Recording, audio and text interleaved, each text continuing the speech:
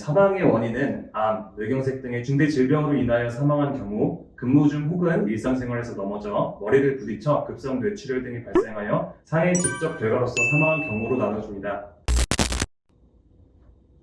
안녕하세요. 포유법률사무소 박성호 변호사입니다.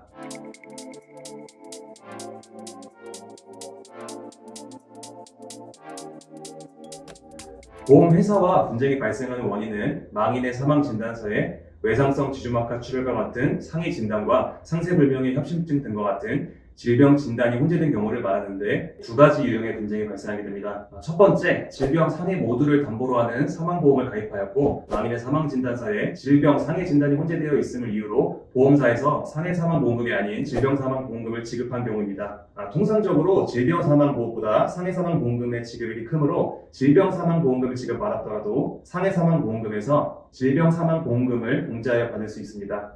두 번째, 질병을 제외한 상해만을 담보로 하는 사망보험을 가입하였고 망인의 사망진단서에 질병, 상해 진단이 혼재되어 있음을 이유로 보험사에서는 망인이 질병 사망에 대한 담보를 가입하지 아니하였고 망인의 사망 원인이 상해의 직접 결과로서 사망하였다고 볼 수 없다고 하며 상해 사망보험금 지급을 거부한 경우입니다. 하지만 상해와 사망 사이의 인과관계를 증명할 수 있다면 상해 사망보험금을 지급받을 수 있습니다.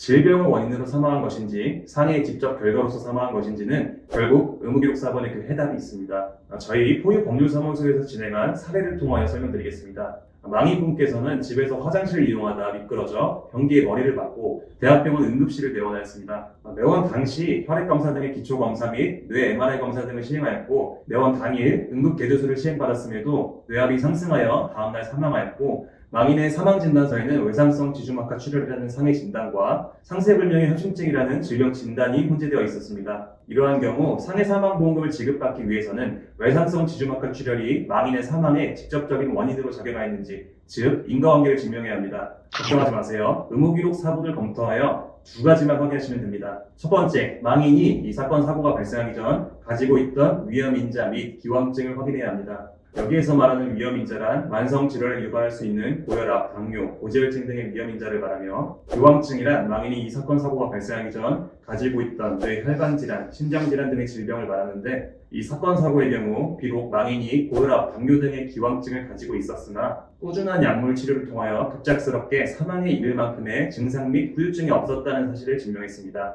두 번째, 사망의 직접 원인이 무엇인지 확인해야 합니다.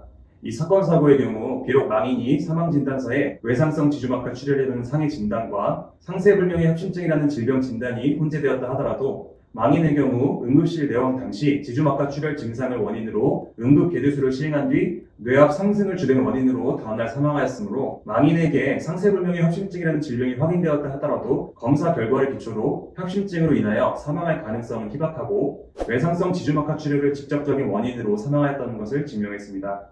앞서 소개해드린 상해 사망보험금의 경우 소비자분들께서 전문 의학 지식을 요구하는 의무기록 사본을 검토하기에는 많은 어려움이 따르며 검토하였더라도 보험사의 주장에 맞서 이를 반박하기는 쉽지 않습니다. 저희 포유법률사무소 홈페이지, 블로그, 유튜브를 참조하시면 보험, 산재 분야에서 다양한 사례들을 다뤄온 것을 확인하실 수 있고 특히 요양불승희 사건, 장애등급 변경 사건, 추가상병 불승희 사건 등에서 유의미한 성과를 내온 것을 확인하실 수 있습니다. 상해사망보험금 전문 변호사, 손해사정사 등 전문 인력을 갖추고 있기 때문에 꼭 전문가의 도움을 통하여 소비자분들의 정당한 권리를 찾으시길 추천드립니다. 감사합니다.